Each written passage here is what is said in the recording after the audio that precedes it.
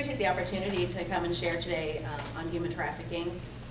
It's not one of those feel-good messages, I'll just be honest with you, but it's a great opportunity to become aware of what's a very real situation in our communities. Most people think that it's just in third world countries. It's not, and I can tell you from personal experience, having been going out in the streets and helping those that are homeless, we've encountered it ourselves, as well as working with Community Hope Center. We're getting calls and having people show up. So, and there's many different forms of trafficking. I'll do my best to cover them. I'm no expert by any means.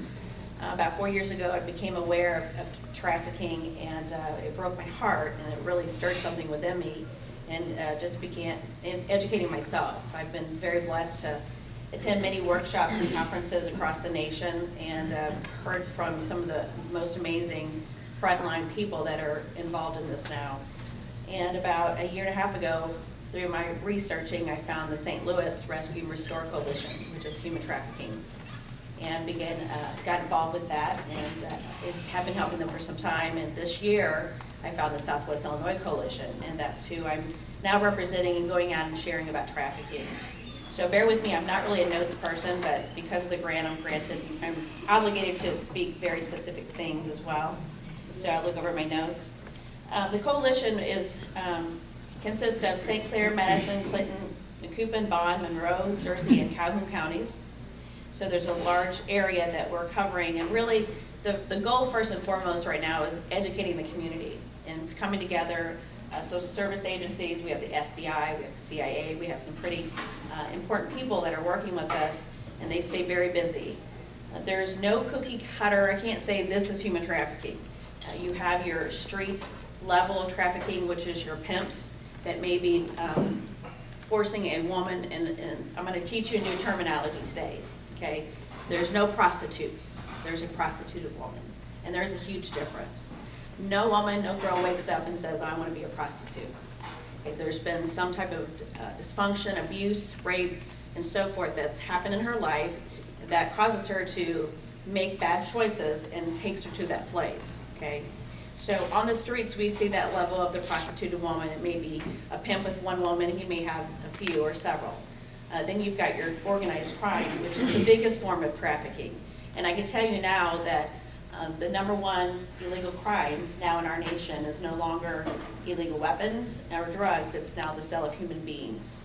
So modern day slavery, which is exactly what human trafficking is a horrible injustice, and it's very much real in our communities. So modern day slavery, human trafficking, there's a couple different forms. There's your sex trafficking, and it involves women and men and children. Although about 70 to 80% is sex trafficking of children and women under the age of about 30. You also have your labor trafficking and debt bondage.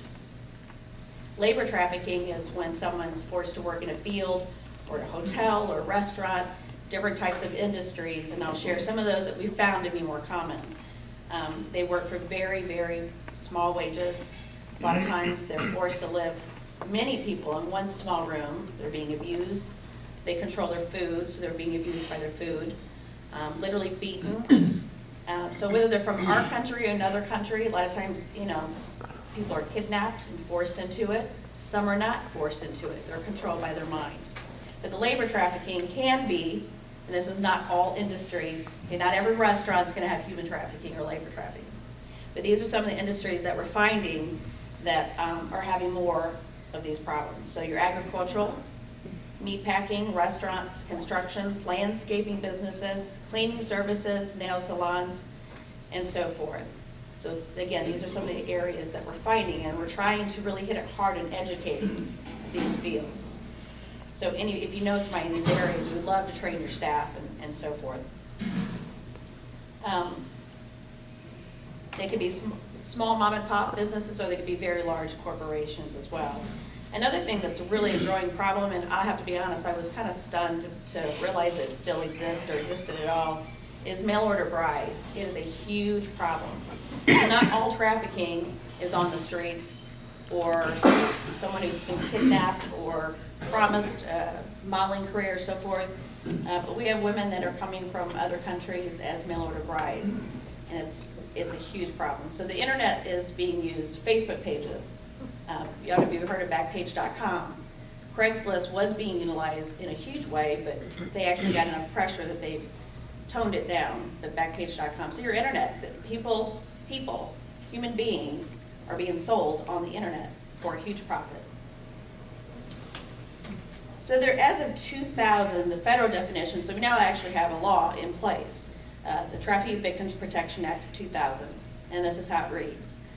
Sex trafficking in which a commercial sex act is induced by forced, fraud, or coercion, and those terms are very important, forced, fraud, or coercion, or in which the person induced to perform such an act has not attained 18 years of age. So the recruitment, so you just think how that can happen.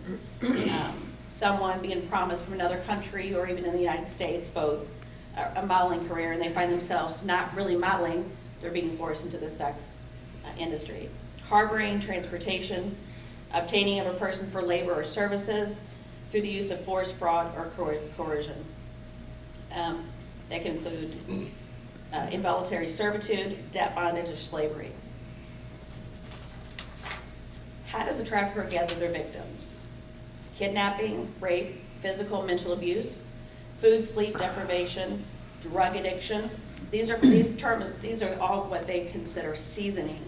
So say you have a young woman, and I can guarantee you we all know young girls and women who maybe have not made the best choices in life. They've been through a lot. They're vulnerable. They're looking for love. They're wanting to be accepted. So they're the ones that are likely to be coerced into something, what seems like something else. So they're promised a modeling career. They're promised to be taken care of, but really they're being set up. It's forced into a different lifestyle. So fraud, they lure the victims to a promise of a better life. They offer, and this is very common in other countries, the parents are told that we can take care of your children, we'll take them to the United States, we're going to educate them, we're going to put them up in a wonderful place to live, we're going to feed them. That's so opposite of what's happening.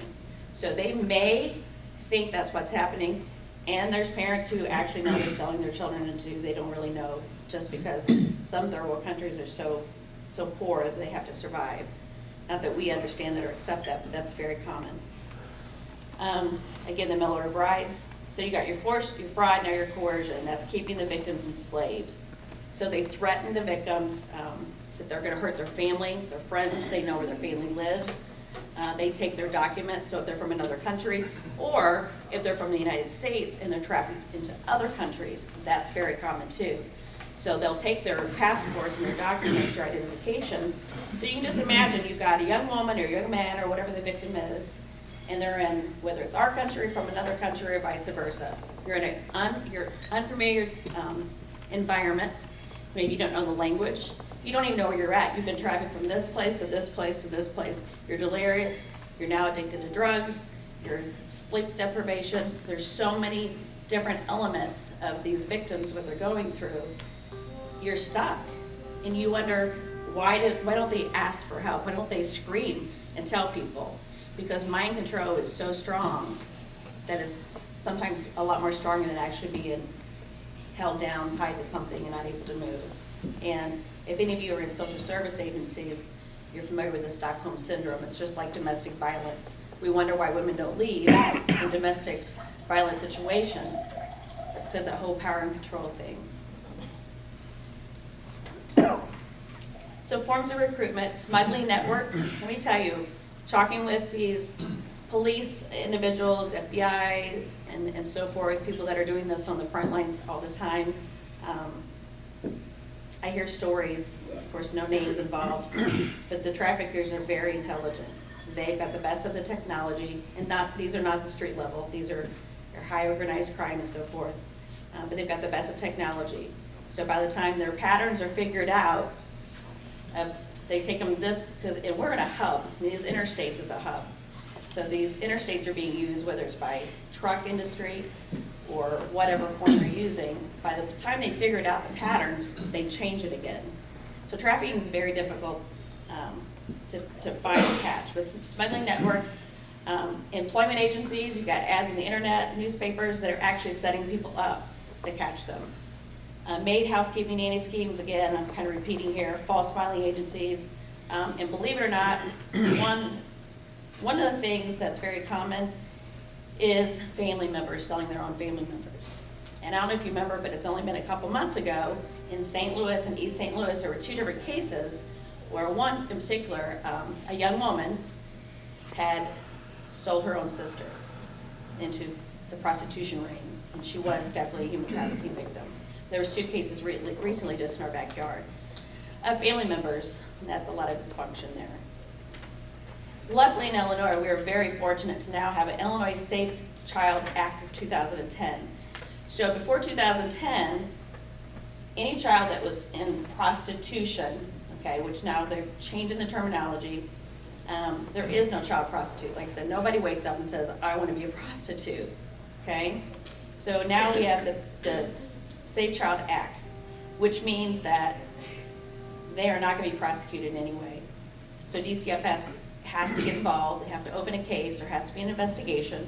There are laws now to protect that child, to get them to a safe place, get them the help that they need, all the resources that they need.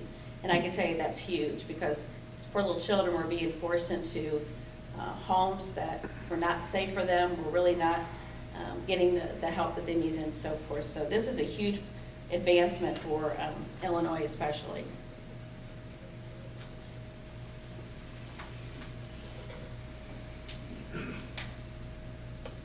And I want to expand on something, the difference in human smuggling and human trafficking. We all know there's people that are being smuggled across our borders. Very much aware of that. So there are people that in other countries that are paying a smuggler X amount of money. It might be $1,000 or over $3,000, whatever it might be. Okay, so they're smuggled across our borders. That's their crime against our border. However, like I said, there are people that are making a living of this. A huge profit, huge industry, moneymaker on trafficking. So they're waiting at these borders, and there's communication with the smuggler and the trafficker. So the smuggler's getting money from the victim or the person that's paying to be smuggled. But then once they hit that border, that trafficker's waiting for them. That's when they become a victim legally, as far as the federal definition. So yes, they committed a crime against our border, but then they become a victim. And let me tell you, again, I've talked to so many people that work with these victims, and what they're going through is just horrific. The way they're being beaten. I mean, no human being deserves, even if you're committing a crime against our border, nobody deserves to be treated this way as far as I'm concerned. And it is a horrible injustice, but modern day slavery is a very real issue. And, there's more slaves now than there ever has been in our history, believe it or not. And again, experiencing this on the streets, it's hard maybe for someone that doesn't work in the social service industry or the nonprofit sector. You know, you may sit in an office working with insurance and the public, and you're doing a great thing. But if you're not working with people that have real serious issues, you may not understand how this happens. I have been able to sit for many, many years now, listening to horrible stories of abuse, molestation, and the things that happens in our communities. It's people we know, and it's secrets. It's horrible things. So it's hard to understand why this would happen. But why I'm here today is to let you know it is happening. And some things that you can look for, okay? As far as indicators go, red flags. Say you meet up with a young lady or woman. Something doesn't seem right. She doesn't have any identification. She doesn't have a cell phone. She doesn't have any money. Maybe there's somebody with her. It's a male present. It doesn't have to be a male. It could be an older woman. Because traffickers don't look like you think. They're not in a dark overcoat with sunglasses. It could be grandmas and grandpas. It's usually not the people you think it is. So if there's someone kind of controlling her and she's afraid to talk, he's speaking for her or they're speaking for her, no identification, seems fearful, that's a red flag.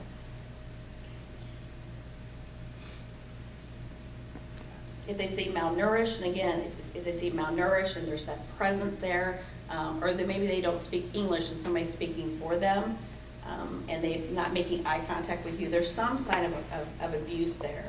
So I just encourage you to just keep your eyes open. In a restaurant, if you're in a restaurant, maybe that there's a foreign individual waiting on you, and you ever hear them say a debt bondage.